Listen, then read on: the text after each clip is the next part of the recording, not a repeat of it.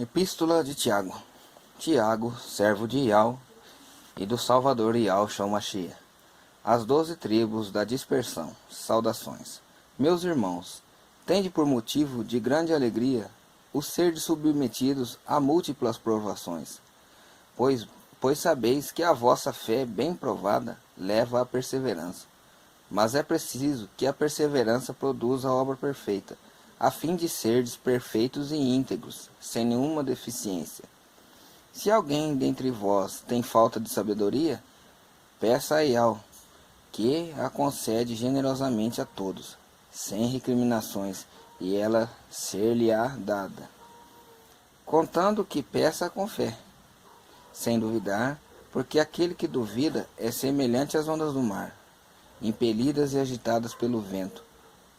Não pense tal pessoa que receberá alguma coisa de Yahweh, dúbio e consciente, como é em tudo o que faz. Glorie-se o irmão de humilde condição na sua exaltação, e o rico na sua humilhação, porque passará como a flor da erva. Com efeito, basta que surja o sol com seu calor, logo seca a erva e sua flor cai, e desaparece a beleza do seu viço. Eis como acabará por perecer o rico no meio dos seus negócios. Bem-aventurado o homem que suporta com paciência a provação, porque uma vez provado, receberá a coroa da vida, que o Yahweh prometeu aos que o amam. Ninguém ao ser provado deve dizer, é Yahweh que me prova, pois Yahweh não pode ser provado pelo mal, e a ninguém prova. Antes cada qual é provado pela própria concupiscência, que o arrasta e seduz. Em seguida, a concupiscência, tendo concebido, dá à luz o pecado, e o pecado atingido o termo, gera a morte. Meus amados irmãos, não vos enganeis, todo dom precioso e toda dádiva perfeita vem do alto e desce do Pai das luzes, no qual não há mudança nem sombra de variação. Por vontade própria, ele nos gerou pela palavra de verdade, a fim de sermos como que as primícias dentre as criaturas. Isso podeis saber com certeza, meus amados irmãos, que cada um esteja pronto para ouvir, mas lento para falar, e lento para encolerizar-se, pois a cólera do homem não é capaz de cumprir a justiça de Yahweh. Por essa razão, renunciando a toda imundície e a todos os vestígios de maldade, recebei com docilidade a palavra que foi plantada em vossos corações, e é capaz de salvar as vossas vidas. Tornai-vos praticantes da palavra, e não simples ouvintes, enganando-vos a vós mesmos. Com efeito, aquele que ouve a palavra e não a pratica, assemelha-se ao homem que, observando o teu rosto no espelho, se limita a observar-se e vai embora, esquecendo-se logo da sua aparência. Mas aquele que considera atentamente a lei perfeita de liberdade e nela persevera, não sendo ouvinte esquecido, antes praticando o que ela ordena, esse é bem-aventurado no que faz. Se alguém pensa ser religioso, mas não refreia a língua, antes se engana a si mesmo. Saiba que a sua religião é vã, a sua crença. Com efeito, a crença pura e sem mácula diante de Yahweh, nosso Pai, consiste nisso: visitar órfãos e as viúvas em suas tribulações e guardar-se livre da corrupção do mundo. Meus irmãos, vossa fé em nosso Mestre, Yahushua Mashiach glorificado, não deve admitir acepção de pessoas. Assim, pois, se entrarem em vossa assembleia 2 pessoas, uma trazendo um anel de ouro, ricamente vestida, e a outra pobre, com suas roupas sujas, e derdes atenção ao que se traja ricamente, e lhe disserse, senta-te aqui nesse lugar confortável, enquanto dizeis ao pobre, tu fique em pé aí, ou então, senta aí embaixo do estrado dos meus pés. Não estáis fazendo em vós mesmos discriminação? Não vos tornais juízes com raciocínios perversos? Atentai para isso, meus amados irmãos. Não escolheu Yahweh os pobres e bens deste mundo para serem ricos na fé e herdeiros do reino que prometeu aos que amam? E no entanto, vós desprezais o pobre. Ora, não são os ricos que vos oprimem? Os que vos arrastam aos tribunais? Não são eles os que blasfemam contra o nome sublime que foi invocado sobre vós?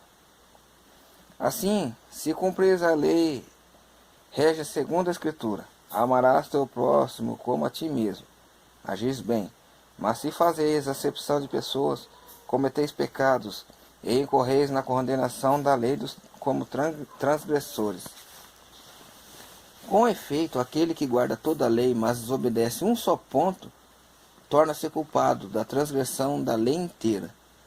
Pois aquele que disse, não cometerás adultério, também disse, não matarás.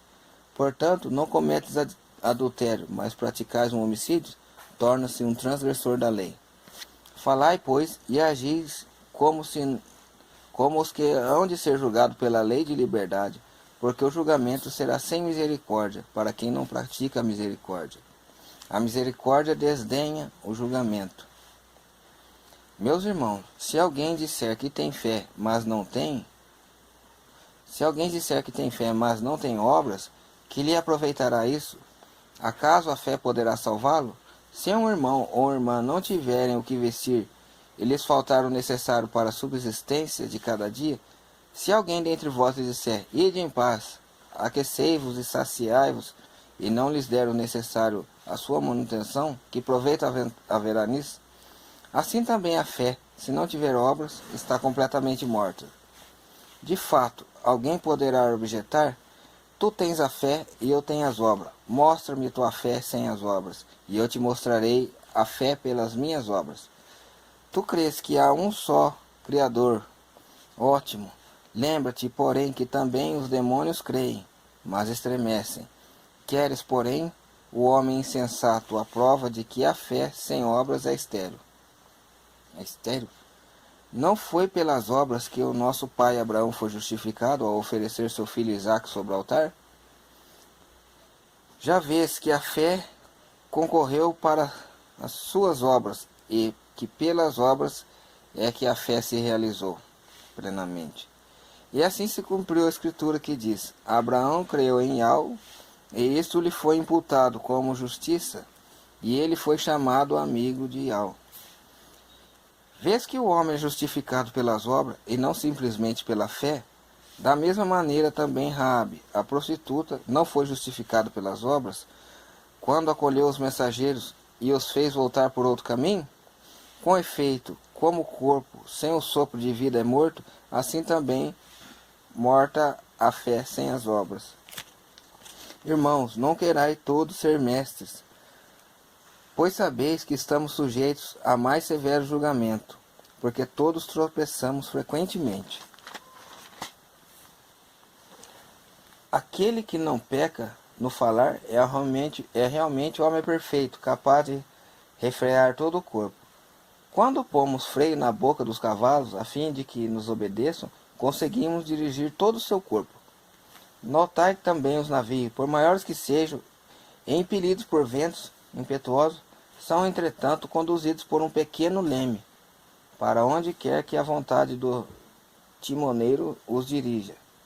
Assim também a língua, embora seja pequeno membro do corpo, se jacta de grandes feitos. Notai como um pequeno fogo incendeia uma floresta imensa. Ora, também a língua é fogo.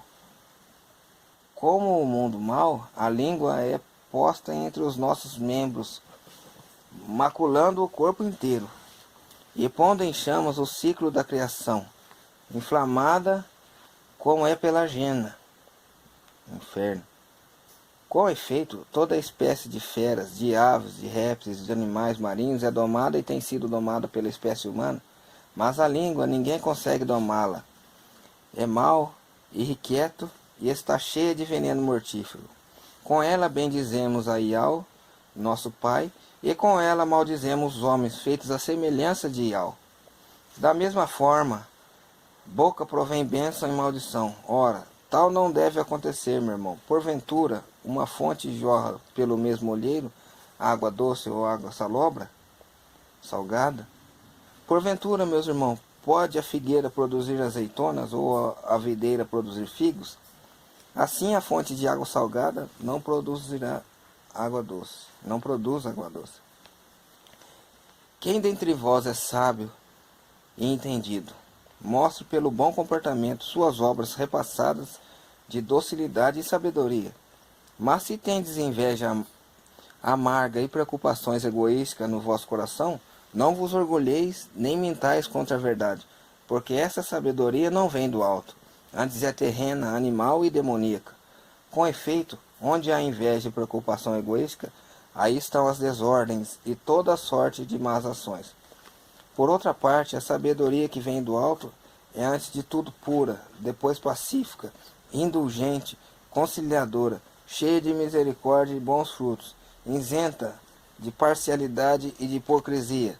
Um fruto de justiça é semeado pacificamente para aqueles que promovem a paz. De onde vêm as guerras? De onde vêm as lutas entre vós? Não vêm daqui, dos prazeres que guerreiam nos nossos membros. Cobiçais e não tendes. Cobiçais e não tendes? Então matais, buscai com avidez, mas nada conseguis obter. Então vos entregais à luta e à guerra. Não possuís, porque não pedis. Pedis, mas não recebeis, porque pedis mal, com o fim de gastardes nos vossos prazeres. Adúlteros, não sabeis que a amizade com o mundo é inimizade com o Yahweh? Assim, todo aquele que quer ser amigo do mundo torna-se inimigo de Yahweh. Ou julgais que é em vão que a Escritura diz: ele reclama com ciúme o Espírito que pôs dentro de nós. Mas ele nos dá uma graça maior, conforme diz a Escritura. Yahweh resiste aos soberbos, mas dá graças aos humildes. Sujeitai-vos, pois a Yahweh. Sujeitai-vos, pois a Yahweh. Resisti ao diabo, e ele fugirá de vós. Chegai-vos a Yahweh, e ele chegará a vós. Purificai vossas mãos pecadoras, e santificai vossos corações, homens dúbios. Entristecei-vos, cobri-vos de luto e chorai. Transforme-se vosso riso em luto e vossa alegria em desalento. Humilhai-vos diante de Yahweh, e ele vos exaltará.